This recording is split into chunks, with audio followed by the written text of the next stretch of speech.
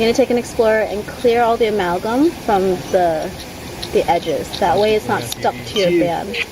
The base. Okay. So you're going to clear the amalgam from the band. And this is where I like using a burnisher. On the edges, right where the amalgam meets the tooth, so that way you get a nice seal, right? So I'm going back and forth between tooth structure and the amalgam, so that way I have a nice seal in between the two surfaces, right? Okay. Are you moving only in one direction when you're pressing? Or? I'm moving in both. But just make sure that mostly it's on tooth structure, because you don't want to start digging your own like, I guess, grooves and stuff that don't need to be there. So the first thing I like doing is using carvers. So the Hollenbeck is my favorite because it's nice and long, and I'm doing as much as I can with the band still on, so it gives you some time to work on the marginal ridge. So I'm going to start here with this groove. And then keeping the instrument on the tooth structure, I'm going to just carve across. Okay. So I know I'm able to rotate it in my hand, but in the mouth you're going to have to figure out how to position your hands to get into the areas. Right? So if I'm doing the distal cusp, okay. And I'm going to do this one. And always, always, always remember, you don't want your marginal ridge to break. Carve away from the marginal ridge. Okay? Okay. And then I'm going to come across the other side. Remember, lingual cusps have more of a contour to them. So go up and down with that tooth structure. And do you see how, because we condense so hard, that when I'm carving, things are coming out nice and smooth. There's no pits in it. There's no pores in it.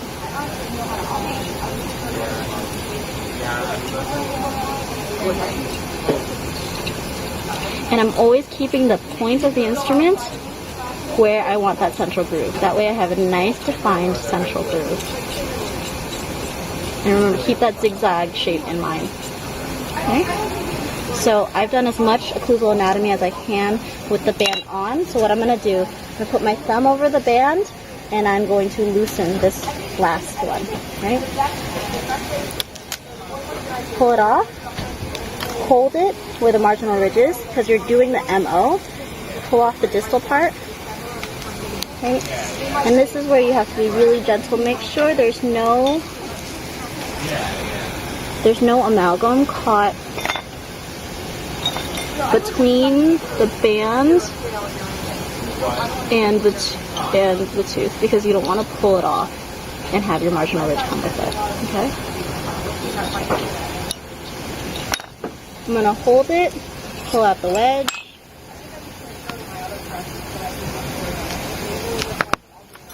and really, really carefully pull the band out.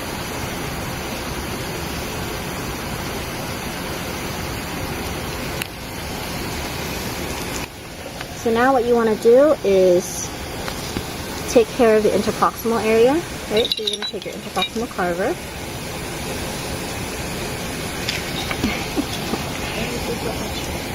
Okay.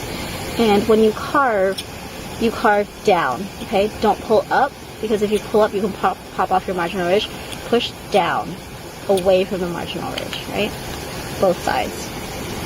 So if your marginal ridge breaks, don't panic. Get another capsule, condense it again, okay? She's James Cameron. That's Titanic. If you didn't do like she's doing, you're gonna sing. Yes. Look. So now you can all the way down. You continue with the occlusal anatomy, right? And you want, next to the marginal ridge, there's a groove here, right? So you kind of dig that groove and you pull it across, keeping your instrument on tooth structure, right? If not, bye-bye the magic.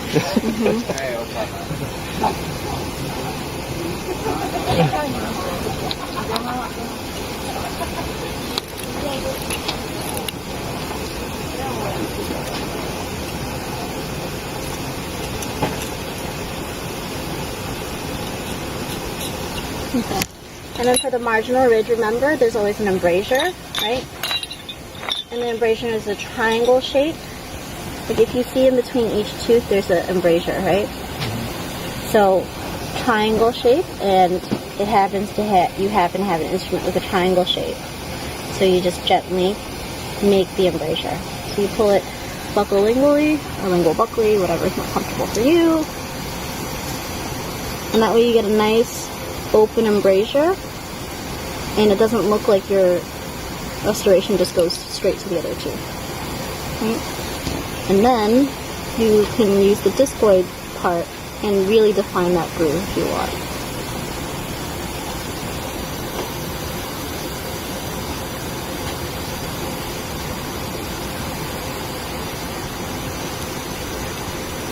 So the last part is just to make sure that all of your occlusal anatomy is good. So if you have to go back and define any of the grooves, go ahead and do that with whatever instrument you need to define that.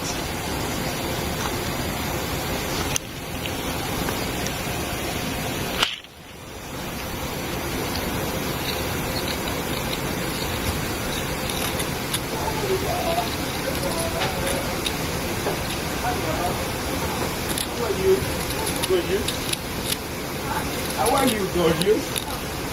And honestly, like, I'm working on it right now. It doesn't feel like it's And the groups of love. I love you, Lin. Bye, Lin. I'm not even on camera, I don't need to smile.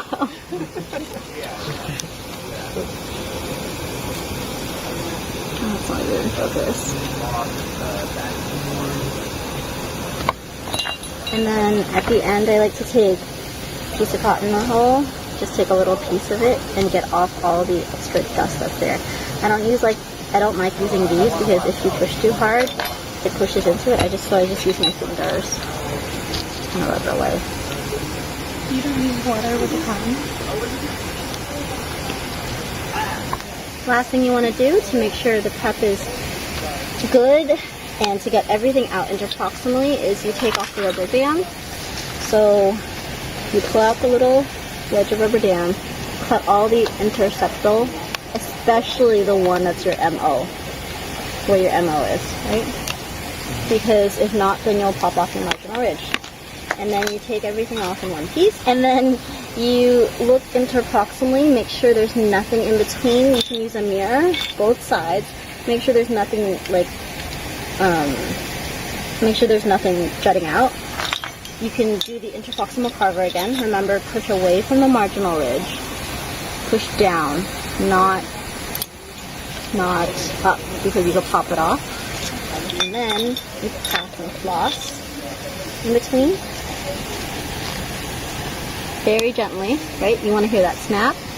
Go ahead and make a C on the side of the MO and also on the adjacent tooth, because you never know, amalgam could have gotten stuck there, right?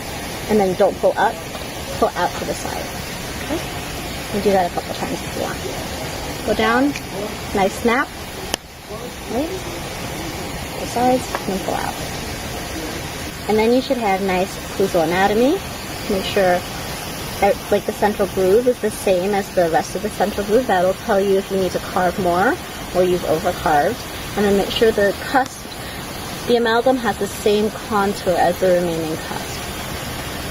And that's it. Good luck!